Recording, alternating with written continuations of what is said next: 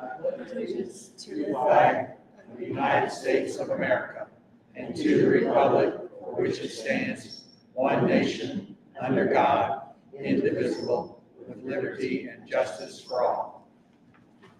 All right, thank you. Roll call, please. Alderman Rucker. Here. Alderman Becker. Here. Alderman Rose. Here. Alderman Osteen. Here. Alderman Schuman. Here. Alderman Ross.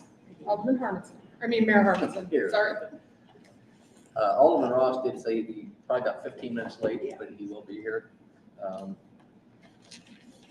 Before we get started with the new business, I just kind of wanted to remind people that tonight is not about the outlet mall per se. This is about the TIF policy for Osage Beach. And I know the outlet mall is on everybody's mind, but this was something that Alderman Rucker wanted to streamline the TIF process. He's been very diligent, and words mean things, times mean things. So this was never intended to come to this group to necessarily restrict TIFs or to drive businesses away. It was to clarify. So last Alderman's meeting, it was not, we didn't have enough time to get into it. That's why we called this special meeting.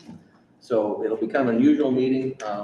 Rather than sitting up on the dais, we're not going to ask for questions, comments, and go back to myself and to you. We're going to keep an open dialogue if you don't mind. If it gets out of order, we'll get into that. I don't anticipate that, but so it'll be kind of an unusual meeting. But not about the mall. But with that said, I will repeat this again tomorrow night, but I just need to set the record straight. It was told to us last week, told to me, told to the alderman, told the city of Osage Beach by the current listing agent, both the seller and the buyer of the property, that no realtor had made an offer, no realtor had been contacted, no developer had contacted, and I have received 3 emails to and from the same real estate agent who said that had never happened. Totally false information. There have been other developers. There are other developers. Even the night before, when he got up and stated that no developer had contacted him, he had been an email with developers. So I'm very disappointed. For financial gain, it looks as if, my opinion, he was trying to pull at the heartstrings of the city in order to get a deal to go through when he's told us no developer had reached out to him. Not true. I just have to set the record straight about that. I'll repeat it again tomorrow night, but articles that come out, I don't know if you saw the Lake of the Ozark Business Journal today, quotes from that side talking bad about the city, quotes from that developer, that realtor about the city, when this whole time there's been other developers contacting him, and he's been reaching back out to them. I have the emails. It's not just my comment. So I've been tired of this being played in the public heartstrings. We want them all developed. We've said that clear. We're going to continue to work on that. We'll talk a little bit tomorrow night about it, but I wanted to put that to rest. So if anybody comes up tonight, tomorrow night, and talks about how nobody has contacted them before, I want you to know, and it will be in the paper, that that is not true. The other thing I wanted to say, sorry, I don't have a piece of paper, I'll get here in a second. As we move forward, a couple of businesses have reached out to me, and they have said that they have a real hard time with the city offering public financing in competition with those businesses that have been here forever, and they did everything without help, and I could not agree more. So my personal opinion on that is it would be very, very difficult for a developer to come in this town and want to create a competing business and public finance them when they haven't done it for the people who've been here for a long time. I do think there's a time and place for TIFs, but I just want that to be known. And also, I really don't think that tonight everything will be resolved. When I was talking to Ed earlier, he brought up a very good point in some, I don't remember exactly what it was, Ed, but in some of the negotiations in the past, when you have a packet of information and you go through 100 pages and you agree on this page, you don't agree on this page, you agree on this page, sometimes it's a good idea to set, all right, we agree on these over here we need to work on, and then move forward. So with that being said, I just wanted to make my comments, and I'll be quiet for a while. And new business, if public comments. The mayor and the board of aldermen welcome and value your comments regarding the agenda's discussions items. Speakers may be limited to a limit of time, and it's at my discretion tonight. And I'm going to be fair and honest. If you need to talk for a while, talk for a while, but just be respectful if you would, please. And with that being said, is there anybody that would like to comment tonight? Mr. Foster, if you please kind of sign in while I try to get my paperwork down here. Sorry.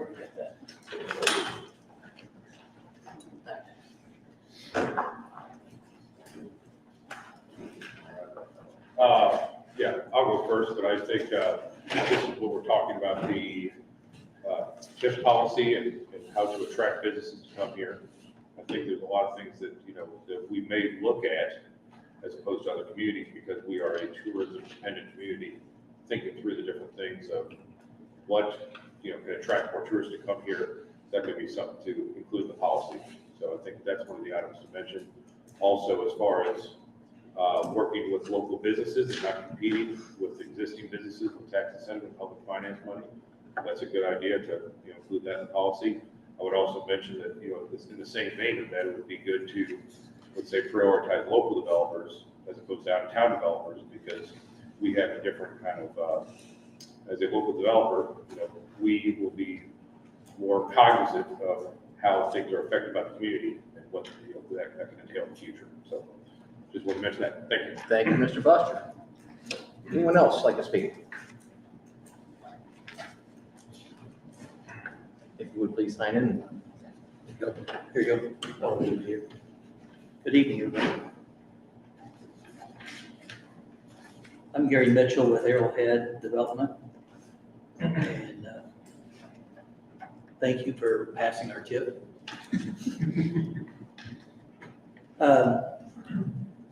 I'm curious of what the survey came out of how we compete with Branson and Kimberly City, because that's who we're competing with, and also Lake Ozark. So, whenever that analysis is done, I'd like to copy that and see how our TIF compares.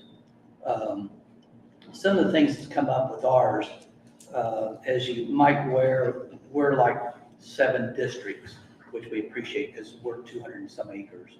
So we're a very large piece of development. And since times are a little tougher, there are not many tenants out there, internet, this and that, it's very hard to even develop some of those districts. So we appreciate the city to maybe look at a policy where, for example, our big retail area is District 4, and it's 50 acres. Well, that's a pretty big development to kick off. And there's a couple times we've missed a tenant or two because we can't afford to activate 50 acres and lose all that income and just pick up 2 tenants. So what I'm asking for is for you to look at where we could maybe create like a 4A, which means we would break down that 50 acres into a smaller partial and allow us to activate 4A, but keep 4B and C unactivated so we don't lose that income. Because when you look at the numbers, it just doesn't make sense. And we just say, sorry, we can't do it. So that would help our development, which that's what you want. You want to see activity. You don't want to see a TIF set there. So that's a policy I'd like for you to look at. For example, the independent senior living is 35 acres and it's much needed here, but that is a big partial for Lake Ozarks. And we looked at building a 120 unit apartment complex for IL, independent senior living. But do we activate that whole 35 acres for 120 unit development, which would be tremendous for the city, tremendous for us, but we're going to lose the revenue on the balance of District 2. So that would be a policy that would really help us, and I think you'd see more activity. And really the activity is what this board and what we're all about. And that's probably the main thing. The 15%, that's fine with us, but if we ever decide to change our development concept and bring in I call it a bigger mousetrap, something that would increase the market, the 15% is not going to be high enough to be able to do like a Branson Landing where we have a $9 million water fountain, show. That's not what we're planning, but I'm just using that for example. Well, that 9 million would eat that 15% up. 15% is probably fine for just an infrastructure deal to do the grading, do the architect and all that. But if somebody comes to you and is gonna bring something that's gonna make the pie bigger, then that 15% is not gonna get anybody here. It's just not gonna do it. It's gonna eat up the infrastructure, which kills the deal. So there should be some emphasis if somebody's bringing a bigger mousetrap that's gonna bring people in, not just steal the market that's here now. I think that's a policy you might look at. My third one is I worry about apartments. We can't get people in places. And I think, for a short time, I think the city should look at maybe offering tip for apartments. I know there's some coming, but if you look at the rent that they're proposed, I worry if that's going to match up with who needs apartments. We have a few. I called the schools, I called the hospitals, which would be an upper end tenant, I'd say. They don't have anybody. I have a unit available for $1,000 a month. Hope that makes it bigger. So, I know that's against the school policy, but I don't know if these places are going to make that price point of the hospitality market, if they're going to make that price point of what that person can afford. And for example, Jeffries, which is in our district, TIP district, had to close one night a week because of labor. And that costs revenue for the city, costs revenue for me, costs revenue for Jeffries. And I worry that the apartments being built are not for the market that needs it. So the last one, is in this analysis that you do with the other competition, I'd like to see if they offer clawbacks in their tips. I'm very opposed to them. I understand them. I understand you work for the citizens of Osage Beach, but they cause major problems for our financing institute, our bankers. They don't like them. Bond people that's going to issue bonds, if we ever get to that point, hate them because it has a disruptive income. And anytime you disrupt income, the interest rate goes up or they go out the door. So I understand them. If you got to do them, that's fine, but it's going to cause a lot of problems for us developers because we can't get financing. We have to pledge other assets. If another developer comes in that don't have assets like we do, it's not going to happen. So, and I don't think that's what the city wants. The city wants activity. So I'm opposed to them. I understand them. I'd like to see if the other cities offer them. We're okay because we have a financial statement that handles it, but it does raise our interest rates. Thank you very much. Again, thanks for our tip. Thank you, Mr. Mitchell. Can we ask questions of them? Yeah, you sure. Gary, on your redistricting, as I call it, is this something that you couldn't do at the beginning, or is it something you want to be able to do, go back and redo? Because that's where I'm a little confused. Well, I mean, we had the concept because we broke it up into 7 districts. So, I mean, we understood. But you can't predict the competition, and we don't control it. You don't control it. And it's softened the market. So it's kind of things I mean, change. could you have taken them and made them smaller districts at the very beginning? And it's just, and I'm not throwing any stones at anybody. Could you have done it then? But it's just now that, you're wanting to be able to go back in and redo it, and for us to be able to find a way for you to go back in afterwards and redo it? Well, I mean, we hope the market was strong enough that we wouldn't have to. But, there's other tips. There's, we was hoping to get Hobby Lobby. We didn't. So as competition comes on, it's going to shrink the market. I didn't predict that. We could have saw that. I mean, we're into 6 years into our tip, Well, I guess where I'm confused is, I don't have any opposition to what you're wanting. I guess what I'm trying to understand is, you could have done that at the beginning. So we don't, I think, we don't have anything that would have stopped you from doing it then. But now if it's something and I realize afterwards, you never can tell what's going to happen, but if we don't have the tools and the mechanism for you to be able to go back now, afterwards and redo it, I mean, I hear what you're saying. I want to try to see if we can work through it. I'm just trying to figure out which of those two pieces you need, because I thought everything was in place that you could have made that 50-acre one smaller and made 2 25s at the beginning.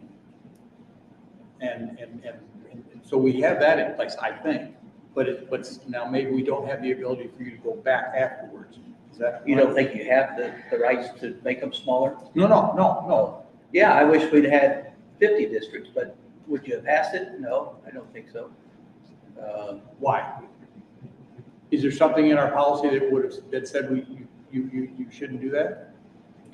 Well, Or is it just your feeling if that's what? this is the you first felt? time you even broke it up into several districts, so I guess we didn't want to push the envelope. You Yeah, know? but it's the first time we had that big of a project. Yeah, So. but Okay. I think it's more, We're just trying to figure out how to solve your problem. That's what I'm trying to figure out. well, allow us to break them up into smaller districts, maybe, I don't know what your largest TIF has been in the past, but I'm sure their, Pruitt's was 40 acres or something, but well, back then there was a lot of demand, well, it's changed. Maybe we should have predicted the change in demand, but who knows? I mean, we'd be retired by now if we could have done that. But I'm just saying with the day conditions, it'd be nice to allow us to break in smaller districts. You have a question? Yeah, any other questions? Again, thanks for looking at it. I think besides looking at the cities, I think it'd also be great to sit down with some of the developers that would like to come here and are here and say, what would your experience like? What would you change? We appreciate you. What else can we do for you? Because that seems to be what the TIF policy should be about, is getting them in here or not having one. If you have one, let's make it welcome. And I appreciate your effort. Appreciate my city. Thank you. Well, Mr. Mitchell, before you go, I was going to say, that's actually what I wanted to say is I've been in discussion with Tim Lowe with the Standard. Yeah. He could not make it here tonight, but he did forward to me and I forwarded on to the board. But he has 2 pages of his perspective as a developer, and we can make that available to anybody that would like it. But, we have a perspective of developers. We appreciate yours. So, and just to be clear too, a TIF policy is a little different than an ordinance. Whatever the board chooses, again, I don't think it'll be tonight, but once they do get a policy, it's not an ordinance, so it's not necessarily a law. So if somebody comes in with a deal we just cannot refuse, we can simply go back with an amendment and make it. Yeah, the key is, will you get them in the door? Correct. Will your policy turn Exactly. away? I agree. I understand, and that's maybe why we set on it, this idea, because, your policy is good, where it says, hey, this is our guidelines, they could change, but, since you opened it up, I brought it out.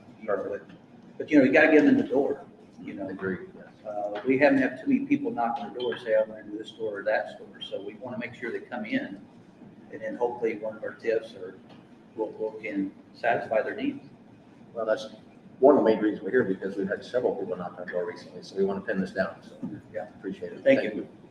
With that being said, good evening, Mr. Ross. Thank you. Alderman Ross. Good evening. Ed, Kevin, Alderman Rutger, would you kind of want to take lead on this tonight?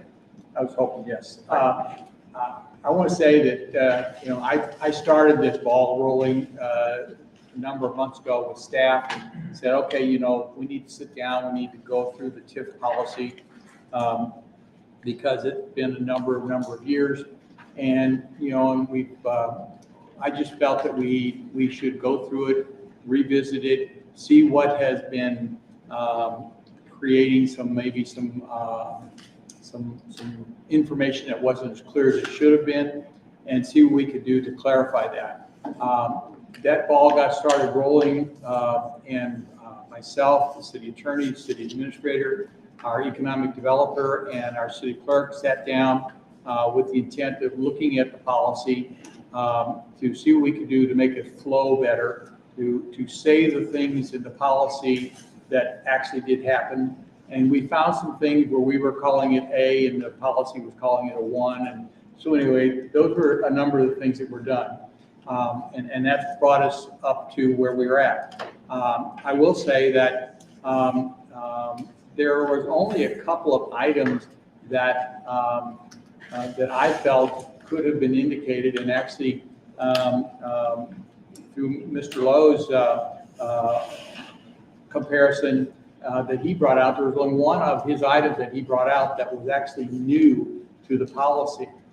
Everything else that he brought out, which I think there's a lot of value in what he brought out and what Mr. Mitchell brought out, and Mr. Foster as well, but everything that Mr. Lowe brought out was already in the policy. So nothing that we brought out in this last proposal, except for the one issue with the bonds and putting a little more tightening on the bonds, was the only thing. So, you know, when we had the public outcry here at our meeting that we were really making things worse and worse, we were making them clear. Now, that was our intent, just to make them clear and not to make it harder.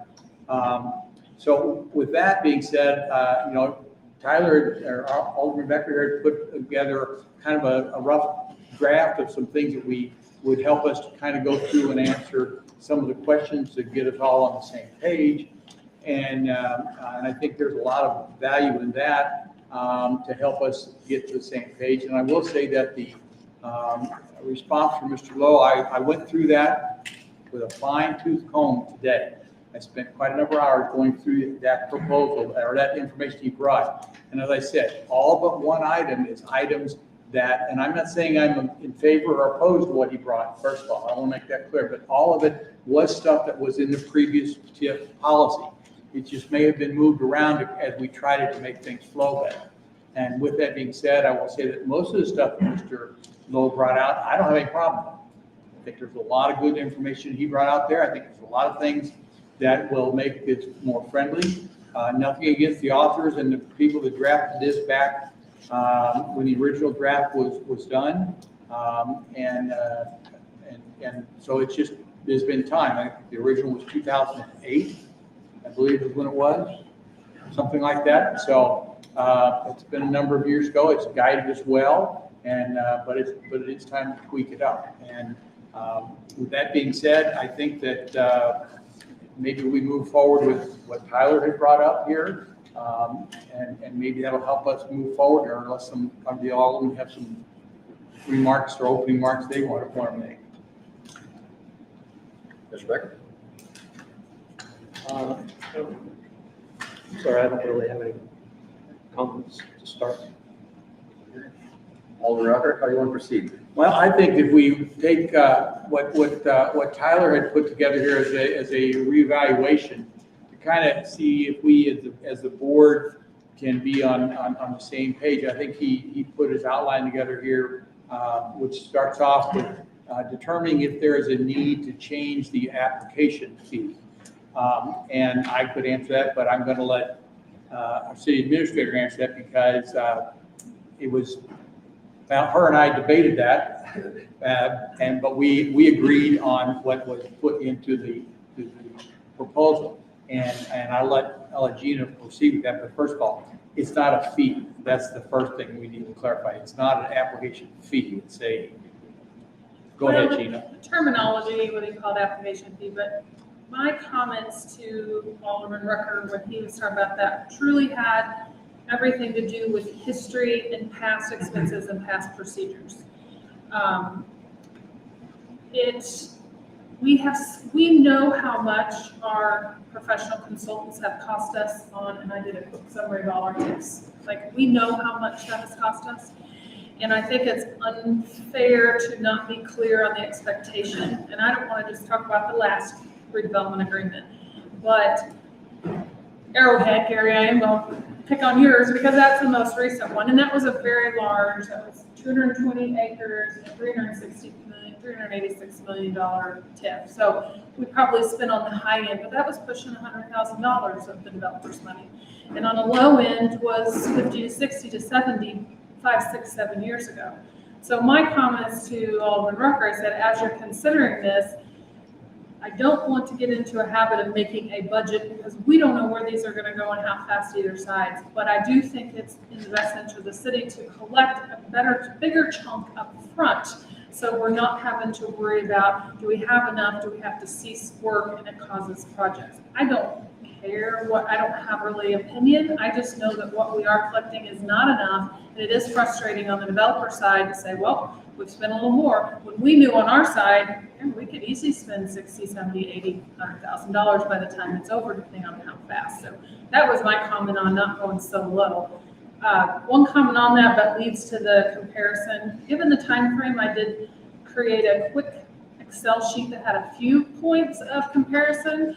But as I said in my email, we really do want to do a deeper dive because some of these test policies are very large, and I want to make sure that all points we are. And with that being said, what I did notice that their application fee or the deposit or escrow that they're collecting is a wide range across the cities. So. One thing I want to make sure that everybody understands is whether you call it an application fee or a deposit, whatever, Yeah. this is money that the developer gives to the city, and the city actually uses that to pay the bills that are created for the professional services that we use for that process. So it's not a fee. It's not like, it's not like a building permit fee that they pay us X number of dollars and we use that to go. All this money is used for the professional services. So if they deposit, and maybe that's a better word, but if they deposit $100,000 and we only use 60, they're going to get 40 of it back.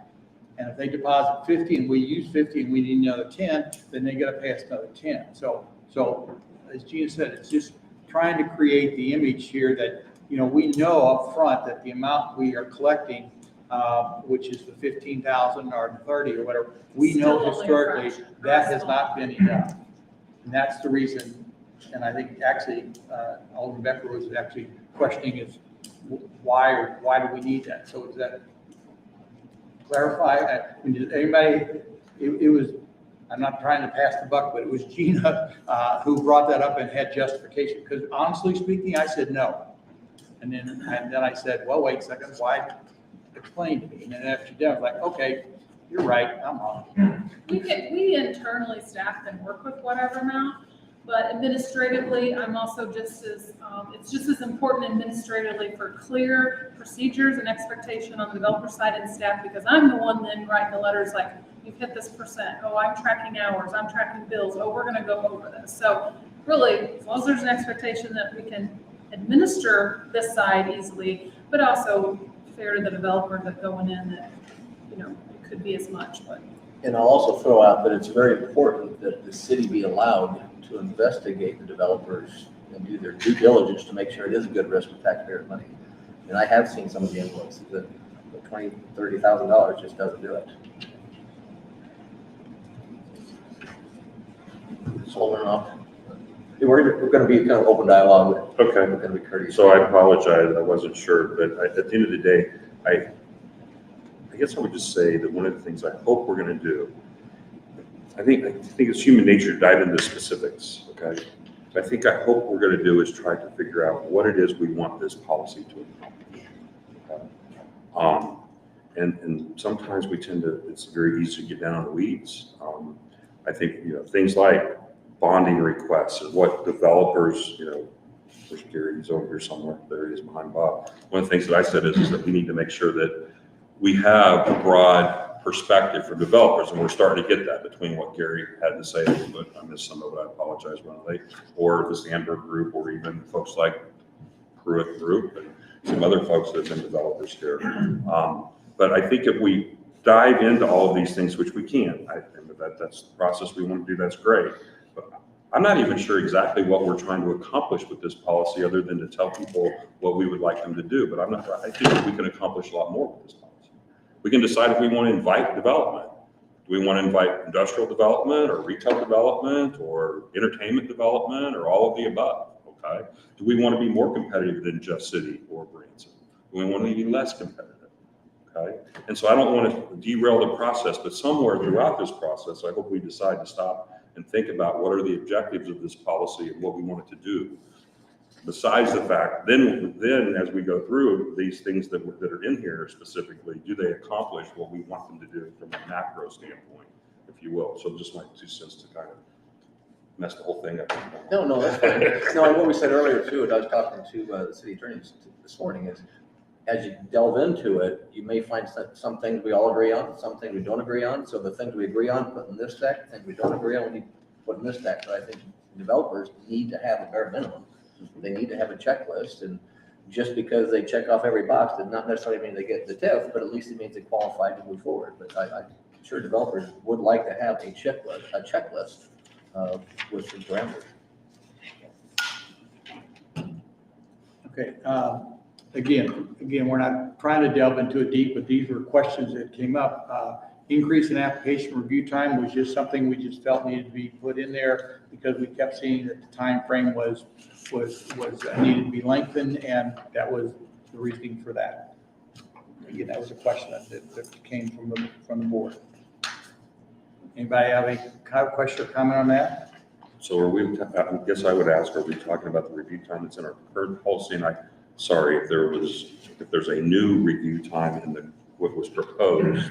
The one that was proposed that we're working off of. We're working off that one, which, sorry, what was that make? It was 45 days? It was 45, it was just changed from 30 to 45 days, the initial portion one. Was there a reason why we're changing from 30 to 45 days? We had struggles to make 30 days. I mean, developers usually want to go faster versus slower. And I'm not saying that we should do it to make the developers happy, but is there a reason we need more than 30 days? If we do, that's fine. I'm just not sure. I don't remember exactly. This was a topic again that Kevin and I talked about when we had our roundtable. We didn't really follow it last. I can't tell you. I was not at this level with previous ones.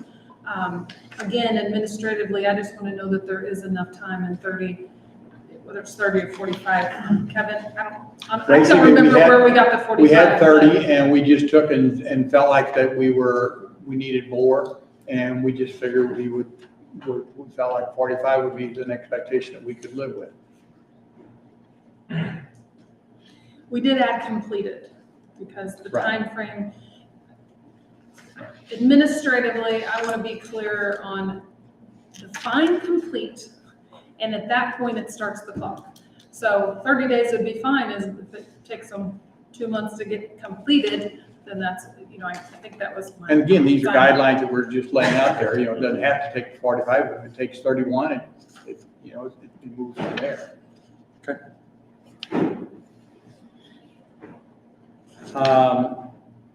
Should there be a public hearing if applicable and is not substantially complete?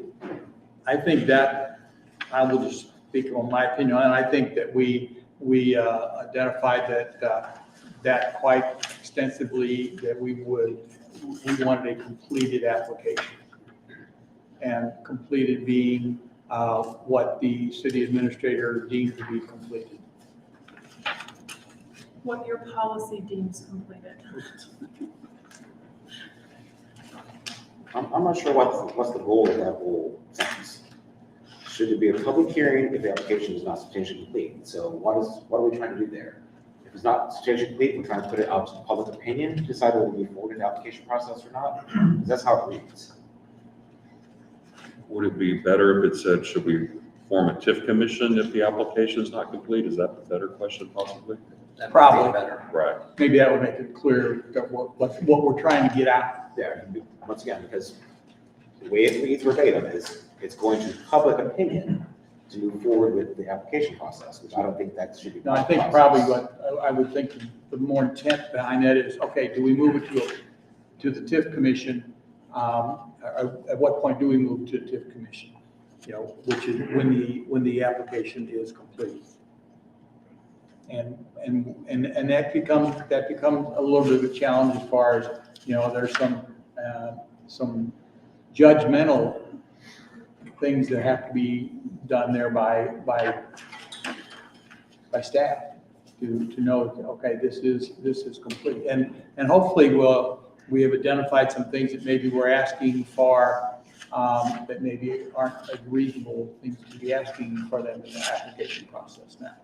Okay, so now going back. So if we're going to state, instead of doing this basically public hearing, we're going to say, should we go ahead and push it to the TIF commission or a TIF committee? What is our time frame? We're going to wait the 45 days we just referenced in the previous discussion to deem it as an incomplete I think at that point, application. the law Then we would go to that next step of going ahead and pushing it based on how complete or incomplete it is. Basically, it's asking, at what point would we decide to go this step? I think that determines on the completeness of the information the TIF commission should be ready to consider. The number of days for public hearing is outlined by law, so you have to shore up a notice so many days for the TIF commission to be called.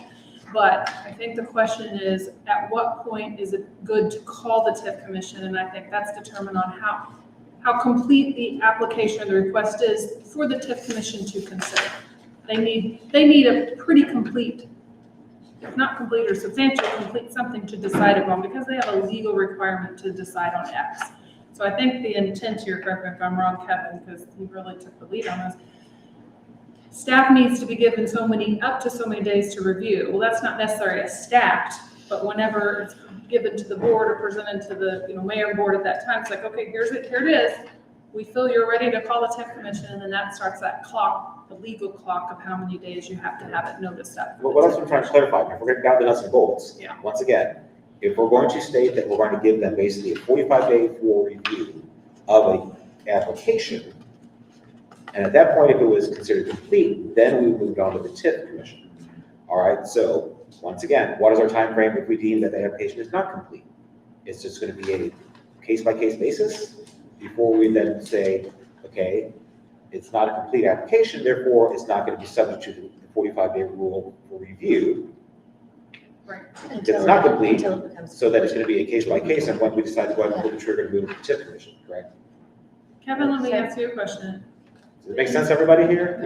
I'm not sure. Well, I think what they're trying to say is that if it's not complete, we're not starting the 45 days until it is complete or substantially complete, then it wouldn't move to the next steps of going to the TIF commission or anything like that, just basically stating that we can't have an application that's half done and then have staff start on it and it starts the clock for everything. I think that's what they're trying to get at here is it doesn't, in the original policy, it didn't state that the application has to be completed to start all these clocks. So now we're trying to put in there that it has to be substantially done to even start it, I think is what they're trying to. I would even take that Is substantially.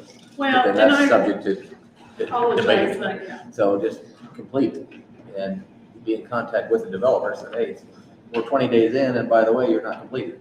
And Yeah, probably should say complete.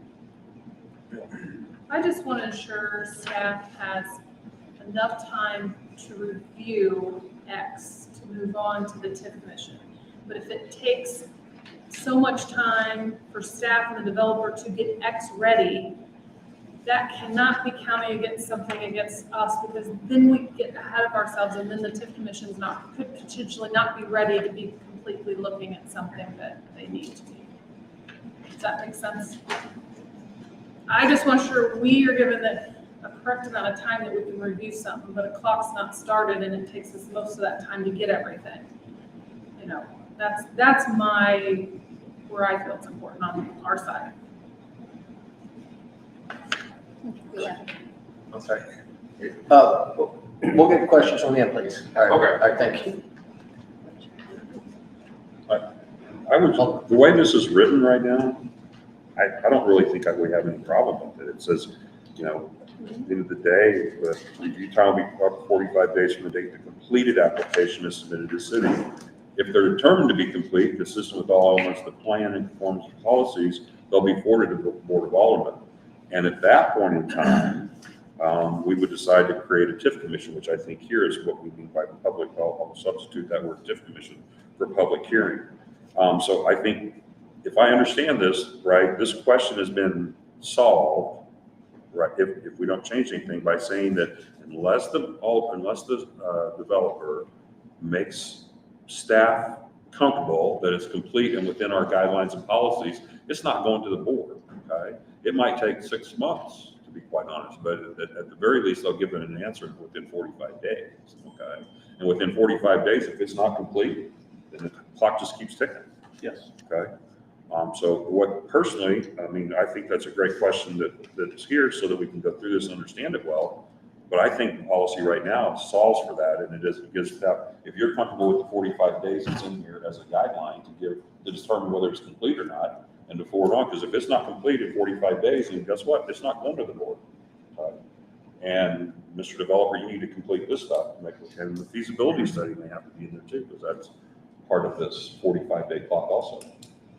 Well, that's the other thing, and I'm sure Alderman Rucker was gonna bring that up. Define to us so staff knows what is considered complete, and if there are certain things that you guys want included in that first initial review or completeness, that might be. That's what you're talking about.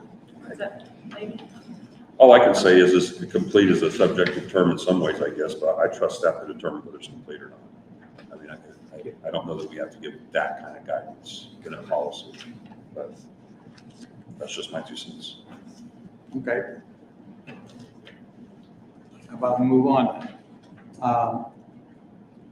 Tyler, you're going to help me with some of you to determine how financial amount. I think that should be what financial amount applicant should contribute to the project. Oh, okay, okay. Basically, what we're looking at is what kind of equity.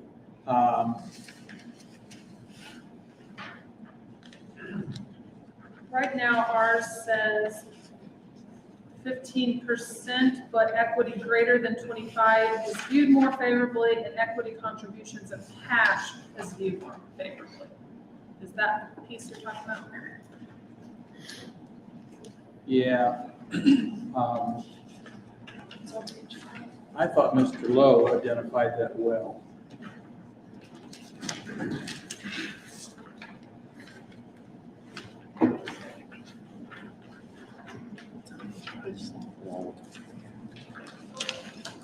We're talking about the 50% commitment that he's So talking we're about. on page 4 of 22 under policy guidelines B. What, Michael? We're looking at page 4 of 22 policy guidelines. That's what Gina was referring to. E2. It's on page 5 also. Yes, well, it's the new 6. I'm sorry, I'm looking at the red line copy. It's the new one. Each application must include evidence that one, the developer has the financial ability to complete. The second one will contribute equity of at least 15% of the total cost of the project. Projects with equity contributions from the developer more than 25% are viewed more favorably, and equity contributions in cash will be viewed more favorably than in kind, such as land. Is that what you were talking about? Yeah. Becker? I believe on your copy, Alderman Ross, would be page 5, B, under 6B. 6B, yes.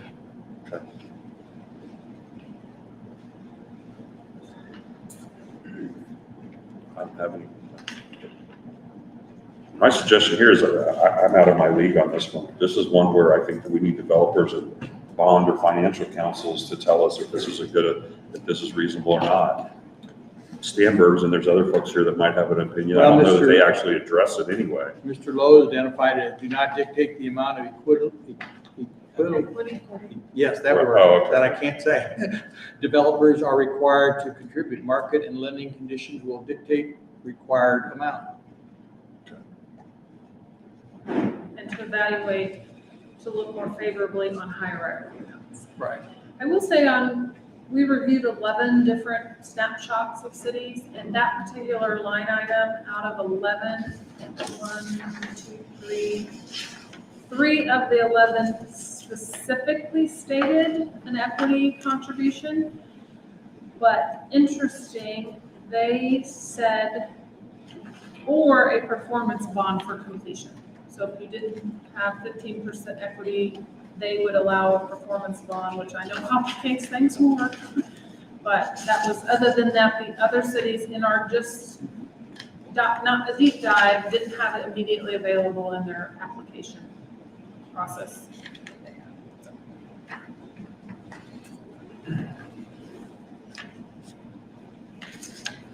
What kind of comfort levels the board with? That or keep in mind, if there's more research you want this staff to do to get more information on that, add that to the list and we can get that. I think a lot about these analytics that we did by looking at the other communities' TIP policies is it brought up a lot of these line items that I have questioned previously are basically case-by-case basis with a lot of the TIP policies. So we are trying to be pigeonholing specific numbers, but if you look at all these comparative things that we've done, and granted, it does require a lot more investigative work.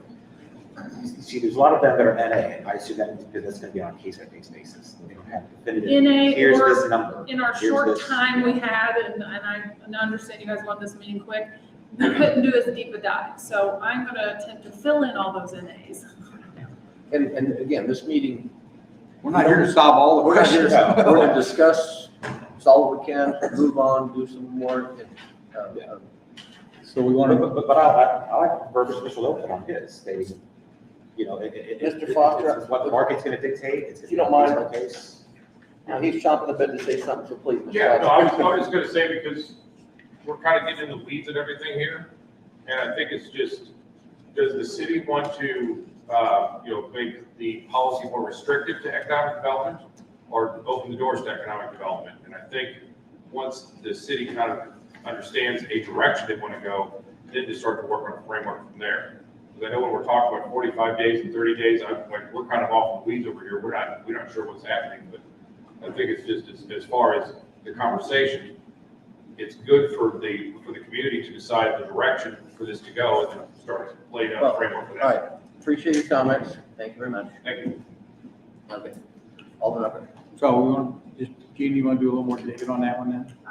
Yes, I'm please. gonna make a list of more research needed. That will put in the stack of further to research. If I could make a comment, Mr. Albright. Just one comment, I think this is one of those items, and there are several throughout the policy, that says, will be viewed more favorably, okay? So that's simply pointing out that if it's 25% versus 15%, it will enhance the consideration. I think that's the difference here, okay? As well as it is in several other items throughout the policy. And if I can say one other thing, Alderman Ross brought up a key point in trying to determine the policy. What do you want to accomplish with this policy? Do you want to make it just a general policy as it relates to normal TIFs? And I guess that's a questionable term. Or is it one that you want to encumber all direction as it relates to major TIFs? Unique TIFs like the one that you all just heard, which is significantly different than anything this city has ever had question of it before. So if you try to build specific guidelines for every possible thing that could happen as it relates to a TIF, you're going to encumber yourself to the point where you lose the ability to negotiate. And a lot of these things are negotiable, and they're things that were negotiated in the past and should be negotiating areas, for the future. So if you can set some parameters that represent the majority of your TIFs, that most developers can at least understand what your expectations are, will probably, help to guide the development of this policy, just my opinion. Thank you very much. Alderman Upper. I think that we look at as we move forward, should the city hold back funds? Again, I refer back to Mr. Lowe. I think he gives a very good explanation on that, and his response is no, and I agree with his no. Again, I think Mr. Lowe did a very good job of going through our policy, and I just want to say that thank you, especially if he's listening. I appreciate what he did in quite in depth. And to try to move along, if anybody has any objection, we'll just keep moving. Well, I don't have an objection. I'm torn between two sides of this. One of them is, yes, we can go line item by line on the proposed changes, but I don't think that's addressing the bigger picture, which goes back to some of the things I brought up at our last meeting, which is why I got to the changes. It wasn't necessarily that I was objecting to them per se. I just wanted to open up a big conversation on some of the key parts of the TIP policy. Going back to, we cap our percentage at 50% for bonding. Why is that? What number is that based off of? Let's look comparatively to other communities. I'm not sure if we go line item by line item, but that's actually having to be addressed. So there's two different sides of this. Yes, I understand going through this, line item clarifies some of the proposed changes. But I think Richard already spoke to this as well, saying, what is our intent? Is it to basically just button up our existing policy, or is it to really take a good look at it and say, are we basically attracting development, or are we basically turning it away by making things more stringent, or putting more overlays onto that policy? I mean, I'm chopping at the bit to have a good discussion on why we kept it 15%. That is my main goal of being here, is that is the number one driving force for me on issues we have in TIP policy, is the percentage that we are allowing on our TIP policy. And I'm not sure what part of this whole discussion that's going to happen. Well, this here was sent out to all of the aldermen, and I understand. and nobody commented back that they didn't want to go through it that way. That's the only reason I was going that way. To be very honest, the bigger picture and the shorter agenda would be, in my opinion, very simple. Every item that Mr. Lowe identified, I say give staff directions to take the policy and follow those. And I say the key points that we need to identify is what percentage we want, 15% or 50%. That's one of the key things. The other key issue is pay-as-you-go versus bonds. And again, those are probably the two key issues. I'm going to supplement that with the substantial completion versus completion certifications. And that's, because that goes back to when funding is occurring. and that's where I agree with what he had to say in his document, or his proposal. That's why I said I've spent, and of course I'm more familiar with this thing, I've spent more time in the weeds with this. But I feel that what Mr. Lowe has provided here is quite a bit of things from the developer side that makes it more friendly, and I don't have any problem with it. The issue, the two ones that I think are the bigger points, as Richard mentioned as well, is percentage 15, and then I know a bigger discussion is bonds versus pay-as-you-go, and they both have two different kinds of dialogue, and maybe we ought to just jump into those two, since those are the bigger. Well, I think those are elements of the room that we probably need to address, because the line item stuff, yes, it's good to find that out, but those are the driving forces which everyone bases questioning regarding our TIP policy, including the board itself. Well, let's jump into the percentage. We're at 15. If you look at the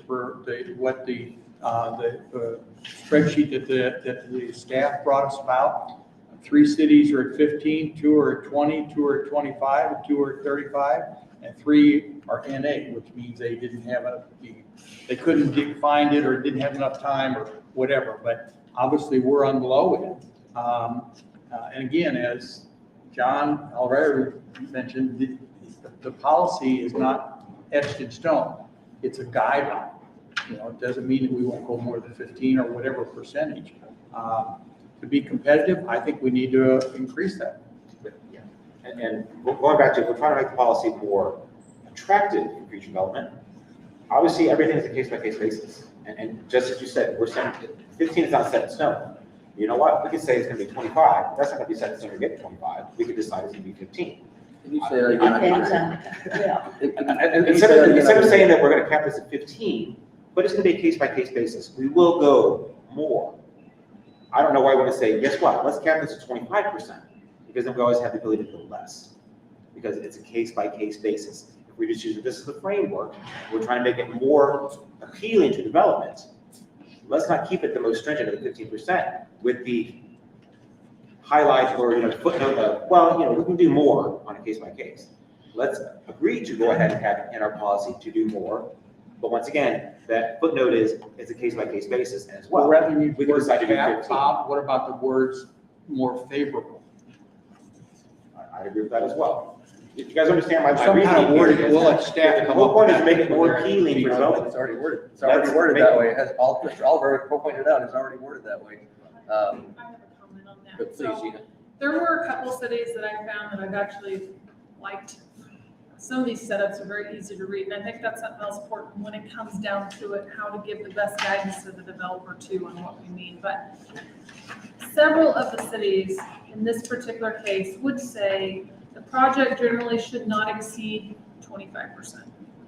But we would consider up to 50 if you met these, in my favorite one here, it says if we'll consider under circumstances up to 50 if one, proven track record of completing projects of comparable scope and size, demonstrates tenant commitments, so more and demonstrates the need for assistance in order to achieve a reasonable rate of return, and later it explains that, is seeking land that is identified highly desirable for TIF assistance by the city. So the point of that is, it does say, generally should not go over this, but we're willing to do 50 if you have the record, the experience, you've got more commitments, and you're in an area we know we want you to produce in. And so it kind of does outline, it has a lower, but it has some points to meet, so. And I think what we need to come up with, and I know Gina has got some of the policies from other cities, and I've seen some of them that are very elaborately nice, worded, put together, but we need to give her some kind of framework of 25, and I'm not good.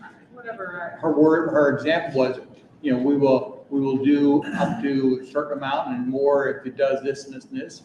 I mean, but what are those numbers that we're looking at? Go ahead, Rick. I would just say that I'm not sure what numbers we should be looking at. Honestly, I think that we need to recognize that we're a tourism community, and I don't know what city, that may be on purpose, and that's okay. What these cities listed here are, but other tourism communities in the either Midwest or at the very least the state of Missouri, we should make sure that we at least meet or are more inviting than others. And I don't know how that flushes out, and I don't need that right now, but just as a high level objective, okay? And I don't know that the number needs to be 75% for all I care. I mean, I don't really know what I'm not a big financial guy, okay? So maybe that's crazy to think 75%. But at the end of the day, we're gonna have to be innovative, we're gonna have to be unique, and we're gonna have to be more competitive than the other tourism communities. Unless we wanna decide that tourism isn't our focus, and I think that's a whole nother discussion. But if we all, by chance, would agree with that, then we need to look at it that way, because that's who we're competing against. We're not competing against Jeff City, I don't think, okay? Right. We're competing against Branson or Russell, Arkansas, or whatever the case may I be. think that's gonna put in Hot Springs, Arkansas. Okay, whatever. Exactly. Because it was another, Those are our those competitors. hot, you know what I'm saying, Right. second vacation market, et cetera, et cetera. Right. So I had David Mitchell when he did this to say, here's some other ideas for other competitive tourist destinations you should throw into your analysis and the TIF policies you pull. And just to finish that thought, I think we should get as much feedback from developers as we can. And then on the other side, when you go talk to the financial folks, I know we got an RFP out, because to be quite honest, I think developers will want this thing as loose as possible. And the financial guys are gonna want it as tight as possible. And the attorneys are gonna want it 3 times tighter than the financial guys do. And by the way, I'm pretty sure this was written by a bunch of attorneys about 14 years ago. And I don't exactly think that's the best people to write a policy, to be quite honest. And so that's one of the things that we have a challenge. So I don't know that at this point, and it's okay if the board wants to, I don't necessarily want to give guidance whether it's 15 or 25 or 50 or 75. I'd like to get more feedback and more research personally. But I definitely agree with you, more feedback. I don't know if you all read this or not from Tim Lowe, and I respect the guy, consider him a friend, I've been visiting with him, but I don't know if you read or not, his wording. Eliminate the 15% gap for all public assistance. The TIF cap should be 25 to 50% of the total projection investment, depending on the project complexity and the importance to the city. Don't cap other financing vehicles, CID or TDV. That's his opinion as a developer. Going back to your point, Mr. Alderman, he wrote that in the perspective of a developer. So somewhere there's got to be in the middle. So that's why I think it's great to get some more research on it. The other thing we need to consider is in this big picture, is we need to think about the taxing entities. Okay, I won't speak on their behalf. Okay, whether it's the library, the fire district, the school district, et cetera, et cetera, et cetera. They set a tax rate. And that tax rate that they set is based on what they feel they need from the property value and the assessed valuation to provide their level of service. Okay, and in my previous history, I was one of those guys. Okay, I was the fire chief that, with the cooperation of my board, we set a tax rate that said for every 100 assessed valuation, we need X number of dollars to provide a level of service to the community.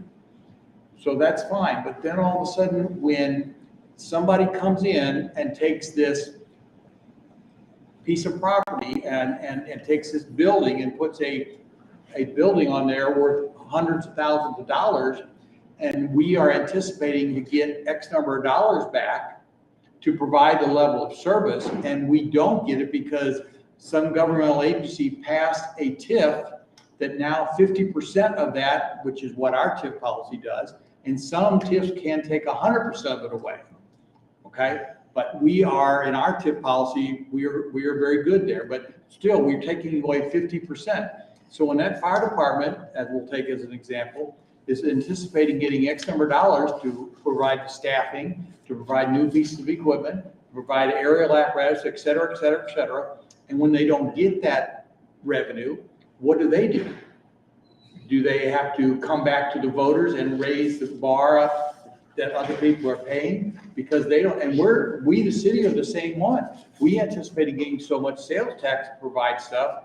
And then when we have that sales come in and we have the need for more police and more services, then we have to think of the other side of the coin here, that as we go from 15% up to 50% or 75%, we're taking revenue away from those taxing entities. So we've got to consider them. You know, it's a complicated thing. We can't forget those guys because we're taking away their revenue for 10, 15, up to 23 years. So, and I'm not opposed to going up to that 50%, or considering it. But we just need to think about that when we're doing it. Right, so to kind of put this one to bed, Gina, she can do some more research on it, right? And come back later, but I think everybody's in agreement that 50 may be a little low, and let's look at making it more attractive. And if we need to put in a wording in there that more favorably for a higher percentage. Well, the kidding is perception, and that's one of the reasons we're having this conversation. I agree. Yep. If development goes up our website and pulls our TIF policy, we want to make it look as appealing as possible to them. Granted, it's all in the fine print, but we still want to, at first glance, have them think, you know what, this is a very competitive policy. As opposed to they pull it, they see it at 50%, they go, wait a minute, Branson's going to give me 25, or so-and-so's going to give me 30. Right off the bat, that they've got a bad taste in their mouth about our policies. Once again, it's all perception. Let's make it more viewer-friendly, user-friendly for potential development. So kind of piggybacking on that, Gina, with the policies that you looked at, approximately how many pages, like just an approximate, how many pages were the other policies versus our 22-page policy? There was one or two that were short and sweet, but you had to dive deeper for more information. We didn't tend to put a lot of details in our policy per se, but they led to other documents. But I'll add this though. TIF is just part of it. The same philosophy will be mirrored to CID, TDDs, Chapter 353, Chapter 100, and to have them all clear. So are we the longest? Absolutely not. Okay, Are I we was just making sure we shortest? weren't turning No, we're people not away the by them saying, No. I have a 20-some page document to go through versus I these think other it was- ones that have I pulled smaller some ones. myself, and I think it was pretty on par. There were like there were two there, and they were like 7 pages. I will, And that I could see Super would good, leave it to super so quick many reading. questions. There were other but- ones that were like 80. I will say 90 there were pages. some that I thought they were much easier to read, but I know that's aesthetics and fonts and organization. Okay. You guys get us the guts of it. I will make it. I was just very making sure easy we to weren't read, easy to go turning through. them away by, there's so much in this that I'm not even gonna mess with it type thing. You but- get into CID Okay. policies, they tend to be a little higher because you've got petitions and some other Mhm. legal requirements, so Okay. it can't be a one-pager. No, I wasn't checking that. I was just making sure that we weren't, We're not, Over. we were not the longest. okay. Well, probably the biggest subject of discussion that I think is bonds. And I will be very honest, I've had a different look at bonds today. I feel different today than I did before. But my biggest problem is I don't know, well, I do know. I do know, I don't know enough to make a decision. That's my problem. I don't know enough about the bond stuff. And that is where, I don't know if we have the information here that can be brought to us tonight, or if we can seek out some people that can bring it, but, you know, public bonds as compared to bonds, you know, there's a big difference in those, I find, okay? And I didn't realize it. To me, a bond was a bond. Every bond's a public bond, but it's not, from what I understand now, okay? So that's the discussion. You know, when we're talking about public bonds, which I believe is the only thing we should deal with, because if it's a bond, that's basically no more than a loan that they're taking out. And I don't know why we care about their bond. I mean, we don't care about their loan, I don't think. I will say, again, Tim Lowe had mentioned this, and there were cities across the board that were very, the debt coverage ratio. It was we were taking out the bond, we would look at the debt coverage ratio. But just like he made a comment, however they finance, underwriters are going to scrutinize that. We don't need to scrutinize that. That will be scrutinized. Now, there were 2 policies that I looked at that they required a debt ratio cover or proof of a debt ratio coverage. Who's this? A couple of the cities, Okay. but it didn't matter whether they were financing themselves or if it was a requested city bond. But that was kind of out of ordinary. The rest of them didn't talk about it. But just like Tim Lowe says, you know, whether it's us having underwriters are going to scrutinize it. If they can't be sold, they can't be sold. Doesn't matter whether it's us coming or them taking them out. So the feasibility of financing plays in regardless of really who's doing something. How do we find out just how much, go ahead.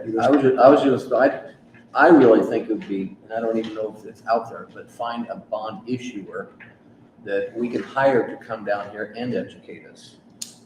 There's been a lot of things thrown out there, whether the city could be liable or not. And That's what's going to be my next follow-up question. And well, you're not really liable, but are you morally liable? Are you legally liable? And can you hurt you for future bonds? Is it going to affect your shadow rating? All that sort of stuff. I think, especially except for wanting to move forward and bring more developers, we all need educated more so that we can make those decisions. And Gene, I don't know. Maybe we can Well, find- my list, I already know. just if we can find somebody to come down here, we pay them to educate us and make it an open meeting so developers can be involved as well. And I know a lot of people out there who we can't be held responsible as a city. Some say, well, we can be held. That's stuff we really need to know before we make. Yeah, because to make some of those decisions as far as how much will go, I agree with you, Mayor. That's an area that I'm more lenient. I'm more willing to go for a bond now than what I was before, okay? But I still don't know how far I'm willing to go because I don't have enough knowledge. And I still have a problem, and again, case by case, but pre-construction bonds, giving X company $20 million and hope they produce. And I want somebody to tell me, no, that you don't need to worry about that. I agree with that, and I'll just say that one thing I want to make sure that I'm fairly confident, I don't think I'll ever change my mind on. I want to make sure the bonds can't be used to buy land, okay? At the very least, they are for development of land, the funding, okay? And you've got to be careful with pre-performance bonds, that they could be used to buy the land, depending on the agreement and so forth. And so that's some of the basic stuff that we need to better understand through a consultant, like you said. But that's the one thing that I'm fairly confident that I will probably never support unless we're in a whole lot different situation than we are today in the city. And that is that the bonds can actually be used to buy land. Because what can happen is pre-performance is they can take the money and use that to buy the land. And then there's nothing left to develop with. And these are to develop with. And I think we also have to recognize as we talk about bonds, and I think Tim Lowe alluded to it, and some of the projects that we've seen maybe alluded to it. Depending on the size of the project, we may have to be extremely flexible, okay? To redevelop, and I hate to go back to the outlet mall, but it was the impetus for some of this conversation. That's what, 6 times more than we've ever considered around here, maybe even more than that, as far as the total project cost. And so. Arrowhead was Arrowhead. Oh, well, okay. In phases. Yeah, but in phases, right, okay. So at the end of the day, if it was, then that's fine, but phases is a little different way of doing things. But in the end, larger projects are gonna take more flexibility, I think, okay, is all I can say. And so we gotta recognize that as we go through the policy. Leave it at that. I think the bond thing is, we definitely all agree. We Need to be more educated. More educated. I was open to that. Definitely. Okay, I figured that. So I was hoping maybe we had some more knowledge, but Well, can I ask one question on that? Would the RFP that we're going out for a financial advisor, would that financial advisor through that RFP process probably be qualified to give us that kind of information? Okay, cool. So we're already headed that way. Perfect. see, Gina's got somebody in her mind she's ready to call that she knows that can provide that knowledge to us. it sounds like. Good. Can I just add, there's always been a lot of discussion about pre-construction bonds. Obviously, I'm very favorable on, but I'm not opposed to that because in my head, if we are doing our due diligence, we are vetting that developer, we're vetting that company, then basically that means we are minimizing our risk, and we should have that risk minimized to such a point that we will be comfortable issuing pre-construction bonds. We keep talking about how people, I know you're opposed to that, but people talk about how risky they are, but I'm like, well, it's not like we're just gonna hand them out right, left to whoever. Obviously, in the whole process for any type of bond, you would think we would do our due diligence and make sure that we're vetting them enough that we should feel comfortable whether it's a pre-construction bond or not. That's just my 2 cents. And I agree that we need the ability to fully vet.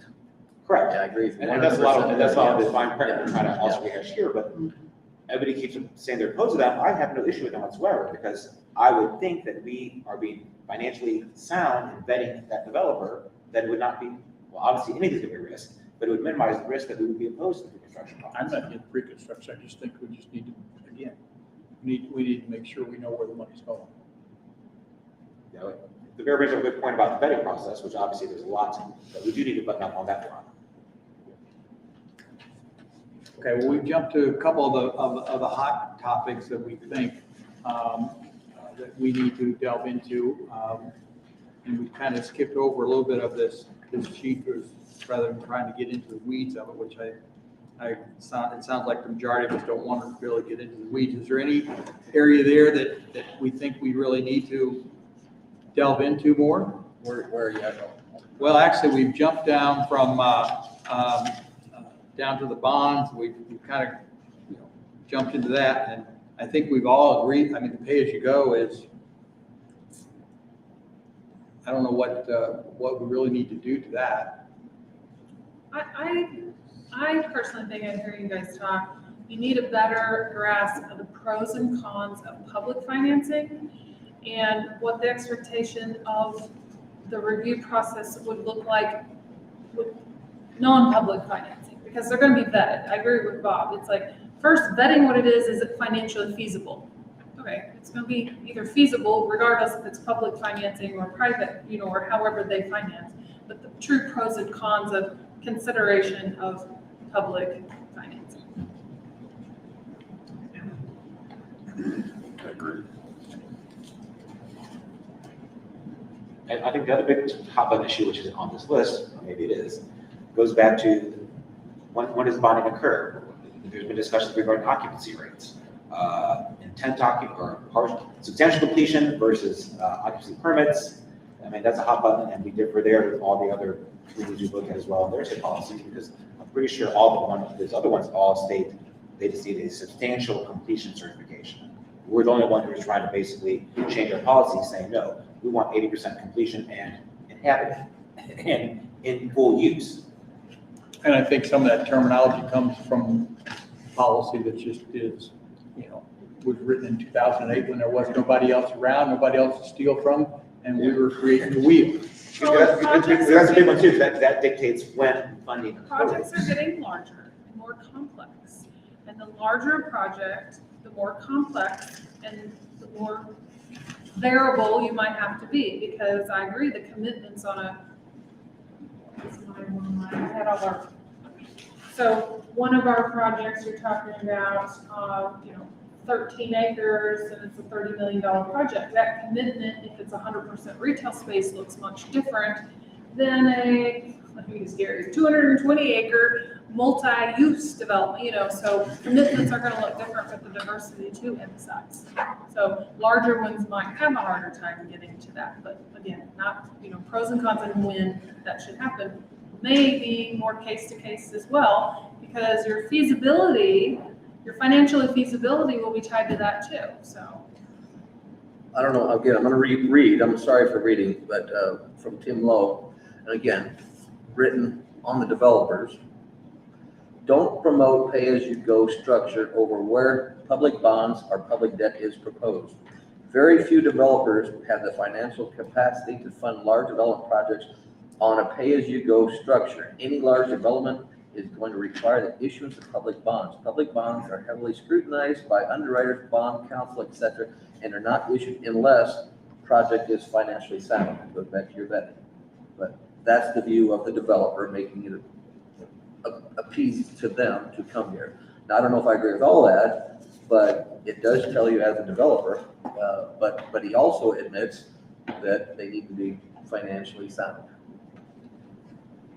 And I think getting some education might maybe give us a comfort level on what some of those things are that we need to have.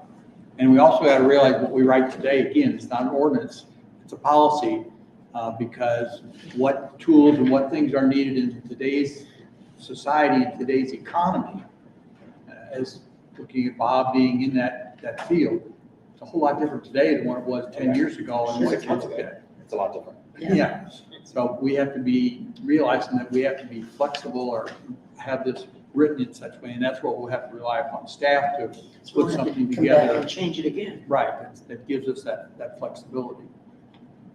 I think that was another part of the conversation, sorry to jump. Please. No. But it went back to, and that's what I brought up at our last board meeting when I made all these objections was, you know, we were making changes to a policy that seemed to us to be smart, but it was based off of whose policy?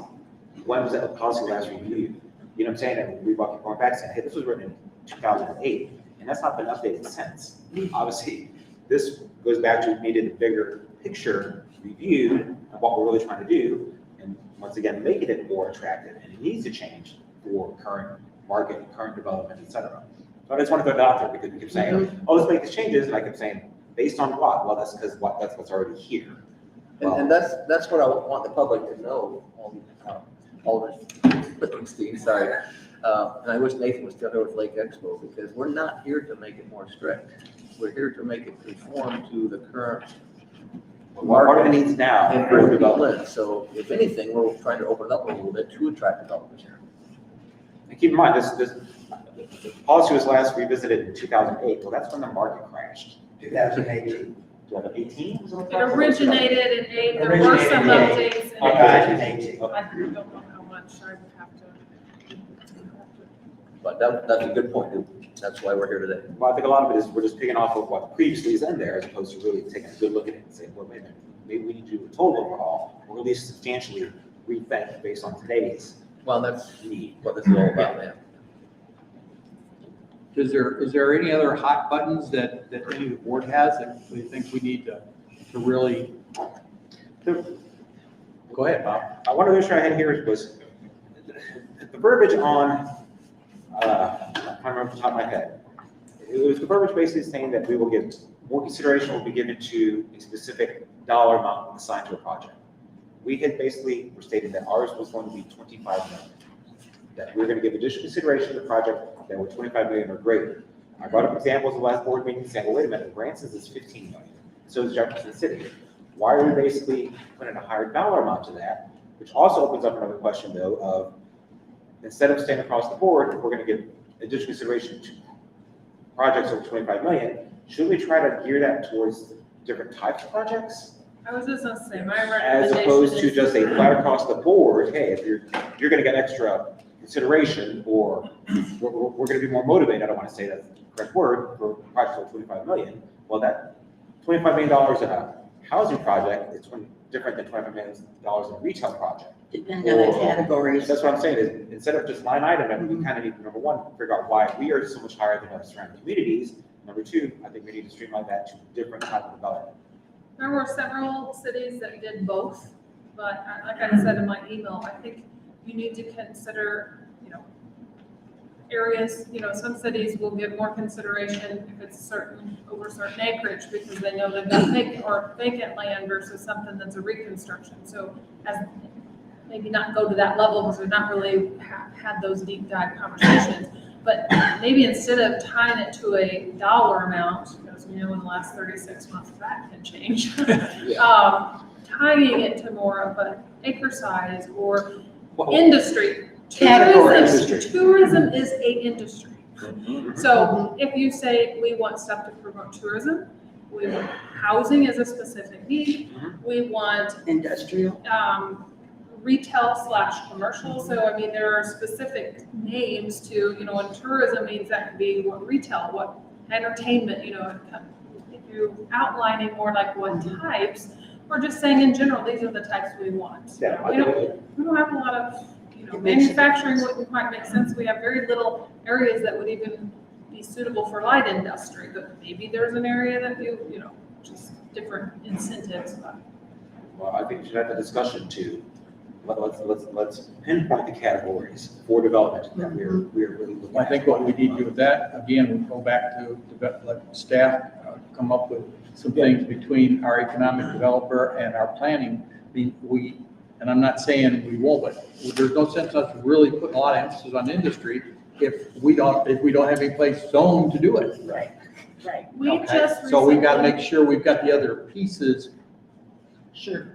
We just recently got updated data. As you remember, we partnered with NextSite, which was very similar to what data we'd gotten from Buxton. So this updated some of that Buxton information, but also is new data. What are our gaps? Where can we grow? So with some time, that would help answer some of those questions. We all know we need housing, we all know we want more family entertainment, but that data is specific to our city. And just in the last couple of weeks, they've uploaded more. We just haven't had time to go through it. Alderman Ross, you. I think Bob's onto something, but I think it's almost a bigger discussion. At the end of the day, I think we all realize that we're not going to be heavy industrial here. We don't have trains, we don't have rivers, and so forth. But what do we want? Okay, and I had this conversation with somebody the other day. I don't know what I want, but I want 500,000 more people here every year in Osage Beach.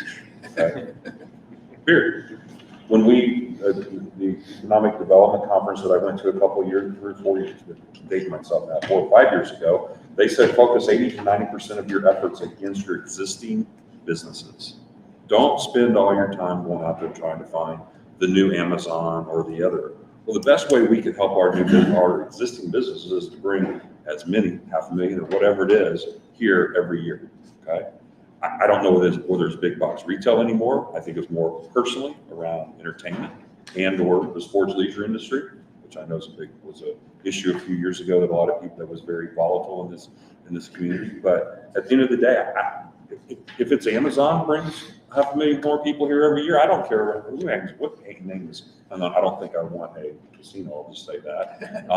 But generally, we just need more tourism because that's our industry. To Gina's point, it's an industry.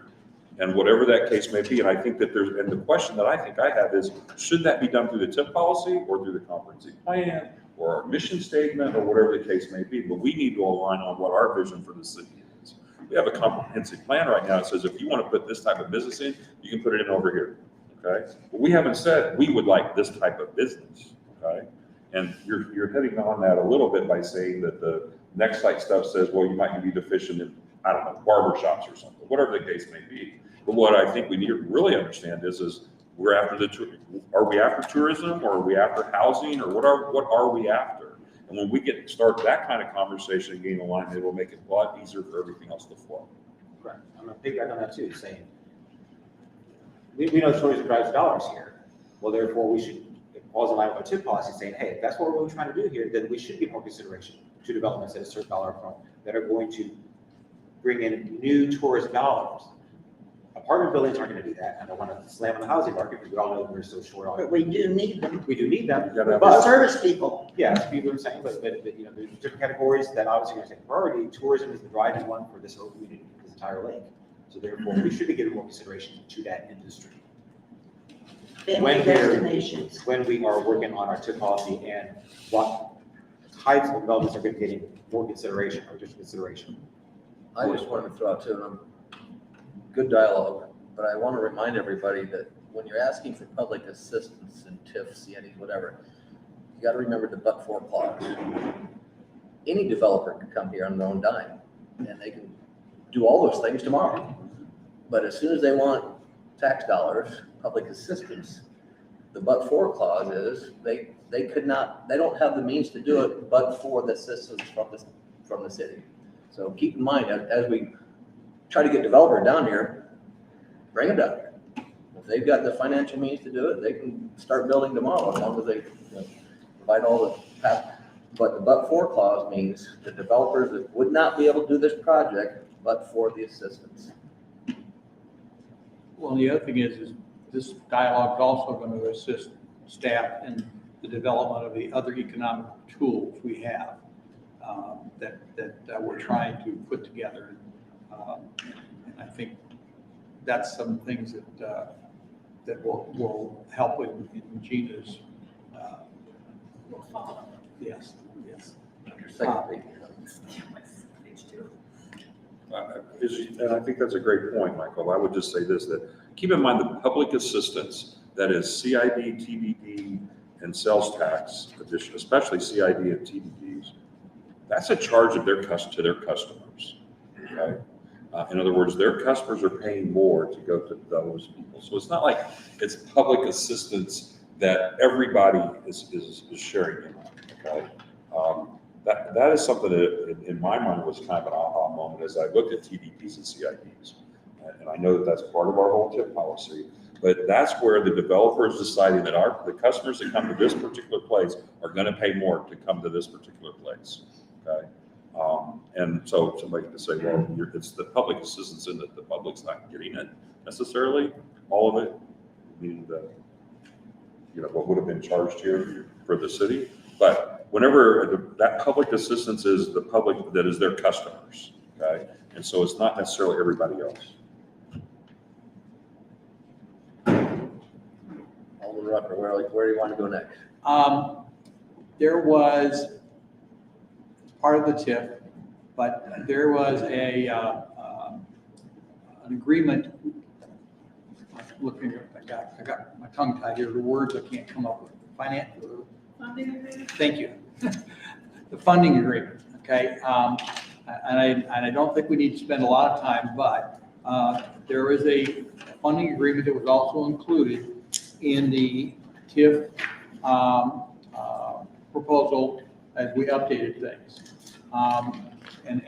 And that is something that, again, we need to look at. Mr. Lowe didn't comment, nobody else commented on it, but that is something that we do need to look at. That is a tool. We want it to be a friendly tool.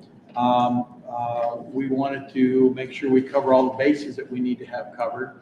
And we just need to, we felt it was important that we provided that to the board because there was some changes that we wanted to make. We historically have not had a lot of problem with it, but we did have some issues on one of our TIFs where that took a while to get that done, which I don't understand today why it is. It's an agreement that we have presented, and for a lack of better terms, I think I'm under the opinion that here it is, developer, this is the agreement, sign it. This is not negotiation, and that's my opinion. And I think that's something that we need to see if we're all on that same page. And I don't ask you to answer that right now because you need to look at it, but I know that legal counsel has been through it, our legal counsel. I don't know that there's a need for legal counsel, a bond, or other people to look at it, but that's a piece of the puzzle that we have. Now, will that funding agreement be needed on other areas? Anytime, yes, there's always a expectation of a deposit, and that funding agreement is what starts the clock on getting that deposit for us to pay for our consultants. So that really ties to, once you get some of these guidelines worked out, determine on the deposit. That's the agreement that's signed with the deposit, so we are the okay to go hire our consultants. So that is a piece of the puzzle, and that can be a stumbling, it historically hasn't been, but it was in one. So, again, I think that that's something that the board needs to be aware of it, again, at some point, and I don't know if there's any assistance that the board members feel they need on that area. I would say one thing too, just to correct me if I'm wrong, once that funding agreement is either canceled or terminated, the entire process stops. That's It's my understanding. over, it's done, that particular is correct. And I think that caused some confusion, but once it, Termination / however it's canceled, whether it's on our end or the developer's end, that terminates the application process. It's done. There's nothing to review. Consultant contracts have expired. and they can't the next day say, we changed our mind, we want to start again. You have to start over because then you have to just start over with the TIF commission. I want, very good. I would just say, Oh, I'm sorry. I just have two comments. I'm 99.9% where you're at, Kevin. It's our agreement, you know, and if there's that 0.1% of me that says there may be something we haven't thought of, but generally there shouldn't be negotiations around funding agreements. If we can't agree, if they can't live with our funding agreement that I think is reasonably friendly and so forth, then I don't know why they want to get into a partnership with us for 23 years anyway, okay? And as far as Michael, your comment about that, it should be automatic. If the funding agreement is terminated, then the whole process has to stop, because we can't exhibit it. Then that means we're, how would I say, utilizing funds or spending funds of the public to help somebody's private development, okay? And so it has to be that way.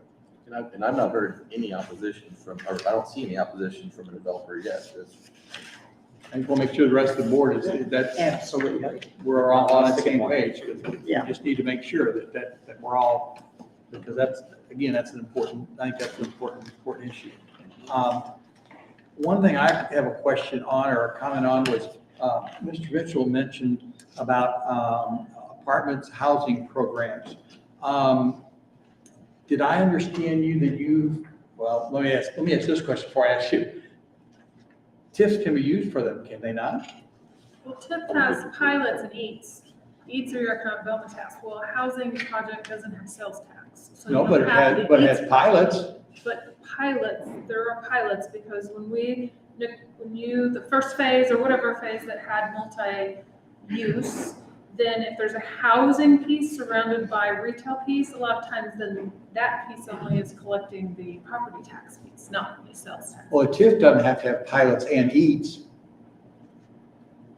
Doesn't have to have I think it's both, always does have it? both. I mean, it could have whatever. Well, EATs would There- just be zero. There's no. Yeah, so activity. I guess I don't understand why an apartment and a housing project couldn't be TIF'd. Doesn't You have to chapter, make the numbers work. Well, okay, So a lot of okay. times, chapter 353 or chapter 100 or some of those other tools are more financially feasible for those projects. Tax abatement. those are the ones that are set up more for non-EATs projects in my So mind. That's what I'm we learning. are working on some things that would assist with what of his comments were. Okay, I wanted to come back to your situation with that, okay? Didn't we do the 353 for the recent apartment project? Are we Yes. working on? Or we're working in the on it. process, Lead to the okay. board. And that's where, although there's no EATs there, there's all kinds of pilots there that can help minimize that cost to the investor. And that too is negotiable. Sure. I guess, I think we've delved into a lot of stuff. We got into the weeds a little bit and then got out of them and went and just mowed over the top of the yard here.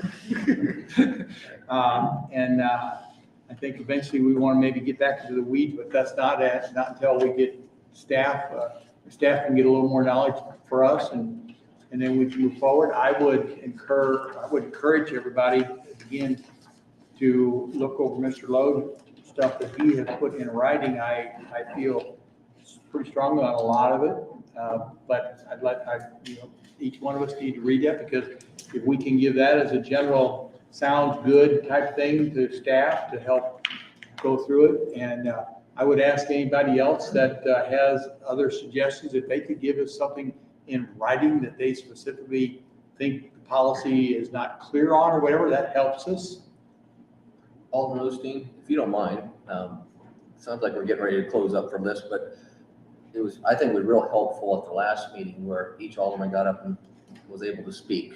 And as we move forward, it's such an important issue. And the reason I said you first is because you had several questions, things you wanted to review, research. It might make if you don't mind, let's go around the room. If you don't mean to put you on the spot, but if each alderman would like to just kind of give us your 2 cents worth, where you want to see us go forward, if you have anything else you want the staff to look at, so if you don't mind.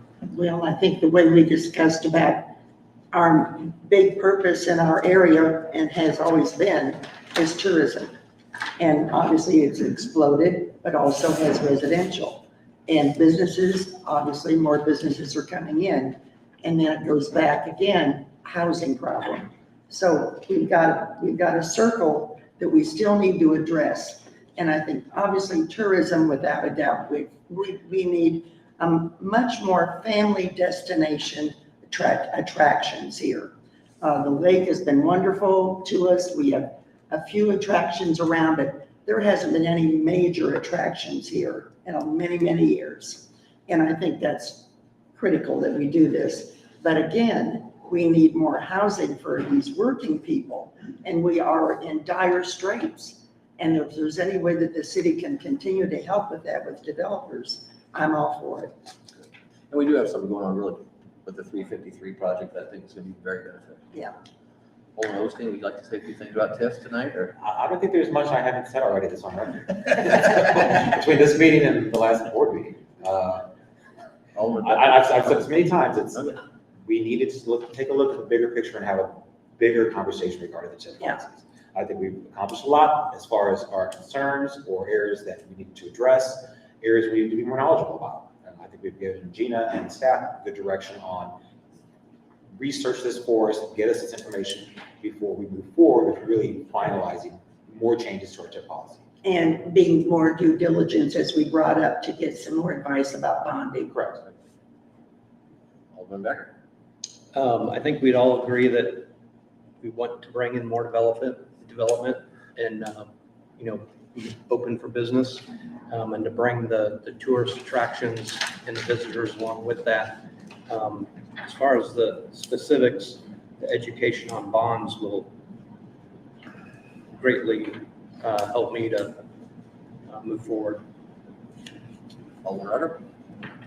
Well, I just say I think we've accomplished a lot in what everybody else has said. And one of the areas that I think we'll be eventually going, and you just kind of mentioned it, but once we kind of get this policy or get the numbers kind of worked out, she shared with me some of the other booklets or information that was presented that she's got her hands on and some of her ideas, and it'll be flowing a lot easier. It'll be a lot more friendly. Nothing against what's been done and what was done. It was great when we had nothing, and we've been evolving. And I think our next evolution as we move forward will really be will really look good for the city. And I look forward to keep the ball going. As everybody knows, my middle name is Ordinance, so we'll keep moving. Alderman Schuman. One thing I like that we talked about tonight is when reading the TIF policy initially, the percentages that we have in there even though they read a little bit more, this is what we expect, this is what it is. Even though there are the little hyphens or asterisks, whatever, saying we will consider more, I do like the idea of putting the higher percentages with the note of, but we can go lower. Because that is when people are skimming through stuff, those are the numbers that they are concentrating on. Because we've heard several people talking about 15%, 15%, 15%, but nobody said, oh, but wait, we can go higher. So I do like the idea of opening up the percentages as long as there is the knowledge of it can be under, but I think that is going to be a lot more attractive too. So getting closer to the percentages that the other cities have, I think is going to really help us with our advantage. Alderman Ross. Just a couple of quick things. One is I think we need to look a lot farther than we normally do around what are we competing against. It may be Wisconsin, it could be Texas. I mean, I don't know that we're competing with Florida and California, but we are definitely competing in the Midwest. We need to keep that in mind, okay, as we're looking at, how do we compete, how do we put a policy together that makes us competitive, okay? And at the end of the day, keep in mind what the policy is there for. That is to bring, I think, more tourism here. So, find a way to make sure that we structure it that way. That's all I have now. I'd like to follow up one thing on real quick. If we do, Gina, if we do find Wisconsin, it's got an excellent incentive program, and it's not a TIF program, but it's something else. If you find that, I would not be opposed to you bringing that back, and I don't have a problem championing going to Jeff City and saying, hey, Jeff City, there's a tool in Wisconsin that we don't have in Missouri that we'd like to have. Can you, if we have to make a state statute change, I don't have a problem going down that kind of a road. I've done that in years past with Jeff City and changed laws and stuff and brought them about to our senators and reps. So just to follow up what Richard said there, because I never thought about some of the other states, and you're right, that's our competitor. Alderman Osage has already asked Mitch to do some research, with the time frame. Like I said, we are still deep diving, but I actually asked him, I said, state laws vary so different. Let's focus on the cities, because it's not comparing apples to apples, so a little more. I understand what you're saying, but Bob had already mentioned that. I was like, yes, we can do that, but before Wednesday, we better get the cities, because apples are. Jeannie, have you anything you want to? Only thing I want to clarify what Alderman Rucker was talking about. I had already started working on this before just cleaning up our website, making it, because I realized that, whether it's that Mall or other developers, we didn't have the most easy to read, just aesthetic wise. And so I have already kind of worked on cleaning that up. You guys are giving me the guts to it. But what he is discussing, that's what he meant by that. But I do want one clarification, because, and it can go either way, this is your all's decision. What Alderman Rucker's talking about is by resolution. You guys just passed another incentive, but did it by ordinance. Do you want these policies by ordinance, or do you want these policies by resolution? Because I also think it is very important that all your incentive packages that's being requested are all in one place, one platform, under one chapter, because we have 2 different incentive packages and 2 different ordinances now, and then we have all these by resolution. I just need direction on organization, because that drives me crazy that they're not all the Can same. you get clarification so everybody's clear on the difference? Yeah, I think Well, that's the ordinance thing is by ordinance. is- Staff goes, it's very black and white. I don't have the authority to go against ordinance. If ordinance says X, Y, Z, it's a very formal process to change that. Resolution is, we all agree, this is the guidance, this is the guideline, there's a little more leeway. I know Ed would give a more formal definition on that, and it does not matter to me. I really think these probably make sense to be more resolution, but you recently did 353 in ordinance form, and you have the housing incentive in chapter 135 in ordinance, and then you have these in resolution. So my intention is just to pull them out of ordinance and make all in resolution when we get them all complete. I agree. I don't care what path, but right now we have 3 different sections at 3 different levels. One question I would ask you, Bill, and actually ask Ed. Mr. Ed, we're discussing whether we do an ordinance or whether we do resolution. The one question I would say, Gina, is because some of these are driven by state statutes, is there any requirement that we present them in an ordinance form in the city as compared to a resolution? I personally like a resolution because I think they are easier to make changes that we need to make rather than an ordinance. TIF and CIDs both have state statute requirements tied to them, and we've had them in resolution form forever. Not saying there doesn't maybe need to be a mention of, hey, the city has a policy. That's a legal structure on the ordinance, but I just support them the same place. They can be found, very organized. But we have statutes. For instance, you're going to be adopting the 353 process. You've done that to do the preserve of Sycamore Creek. No, they're talking about the actual 353 ordinance. Well, okay. You have to, there are two of them. There's the project ordinance, okay, and then there's the ordinance that set this up. For policies like this, there's no requirement that it be the ordinance here. It can be your policy, or you can make it your own ordinance. That's up to you.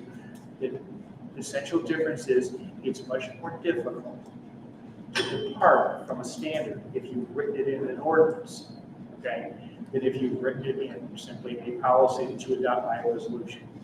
A resolution legally is the expression of the present intent of the Board of Aldermen. This is what we think today, okay? An ordinance becomes the substantive law of the city of Osage Beach, which you must either follow or amend. And that's what I've learned through this process. I just replaced ordinance with law. And the policy is that if we change it, we have somebody comes in with an offer, we want to change it, we can simply say an amendment to amend the policy, where we cannot do that with ordinance. And that's why you wrote in this draft ordinance, draft policy we discussed tonight, the escape clause is on at the bottom of both the page you go section, there section, it says basically, you guys see something you really like, you can do it, okay? There's not, you're not hamstrung by that as a previously existing adoption of anything other than, hey, this is our guidelines. So can I ask a question? Why did we do the 353 by ordinance? Is required, part of it is required for us to adopt the program. And I'm not ready to discuss that right now, but off the top of my head, I know that Mark Spiker sent me an ordinance that you want to do 353, you have to pass a 353 ordinance that enables it, almost the same way, the best thing is we have TIF commission ordinance, okay? But the policies and procedures, Right. I want to take out and make, just like right here, policies and procedures for TIF, policies and procedures for 353 or 100, not have them split. I thought we were, so I apologize. What I thought I heard you say is when it comes to TIF, we're doing it this way. When it comes to 353, we're doing it this way. And we want to be consistent, which I agree with from a consistency standpoint, unless state statute demands something else. So I'm not sure I don't know if I can answer your question because I don't think I understand it well enough, but we should be consistent is what I would say. That's all I need to know. Yes. Didn't you say that we did those ordinances because we had to for state statute to adopt the program? And that possibly Those that part, two, but 100. included in that new ordinance you guys did, you have application procedures, you have stuff that's like this, and if you want some leeway, let's bring I it think as out. much as we can do it policy form and resolution forms. I agree. Resolution. I was on vacation, I didn't. Would anybody from the audience like to come up and give a closing couple minutes? If you, please come up. If you have not talked already, sign in, but if anybody wants to come up. Anyone? If you don't mind, Mr. Flood, just so that. Oh, yeah, that's fine, but on the 353, I'm not aware that you have to do any kind of ordinance, pass one of those. So we should do a 353. I think the attorney said we had in order to adopt the program into. No, I'm just saying, I've done it without any kind of adoption from the city, so. In Missouri? Yeah, in Eldon. Just defer it to the attorney. So, yeah, just saying that.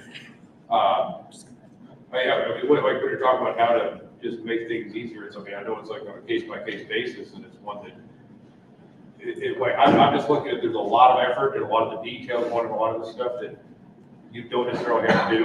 You know, so I'm just saying that if you guys would give me, take it on a case-by-case basis, that's, kind of just an easy way to do it. So you're saying you did a 353 and an Eldon did not pass a specific ordinance for your project? Yeah, We gotta figure this out. No, I know. Go check it out, it doesn't mean that. Eldon hasn't always been the poster child for. Well, that may be. We did it through, the attorneys, it was, actually the attorney that represented Gary Mitchell on his TIF was the same attorney that I used for the 353, so it's just, the path you guys want to take, I think it's good to have this healthy discussion, but, it's like kind of when you're going through these things and putting more details that the lawyers understand, and they can just work through it to get something done. That's how we work through it. It's one that we did some more of the process because the aldermen had some concerns with you look at the property tax that affected the school, that I'm not sure how it would be, how you would address some of the fact that the policy that on a case-by-case basis is almost a better way, because then you can address the individual one on a case-by-case. Because I worked hand in hand with Matt Davis, who's superintendent of school up there on that team, so. But anyway. Anybody else like to say anything, Mitchell? Yeah, I appreciate this work session. I think some good ideas come out of it. I'm always available if anybody has questions. You got my cell.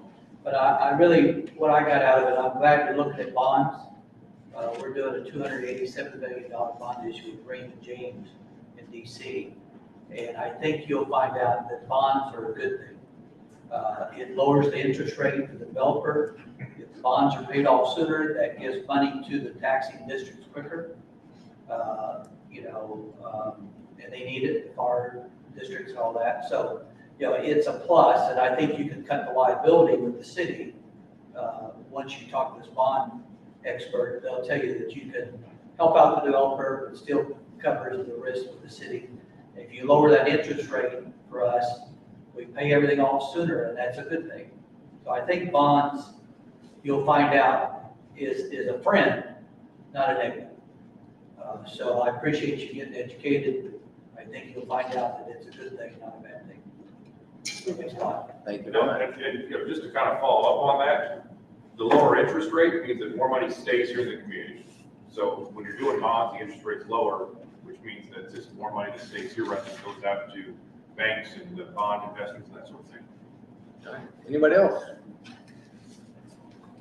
All right, well, thank you, everybody. Ian's got a little bit of work to do, and appreciate everything, and once you get some information out, we should do this again sooner rather than later, but appreciate everybody being here. With that, do I have a motion to adjourn? Motion to adjourn. Alderman Rucker, do I have a second? Alderman Ross, all those in favor? Aye. Aye.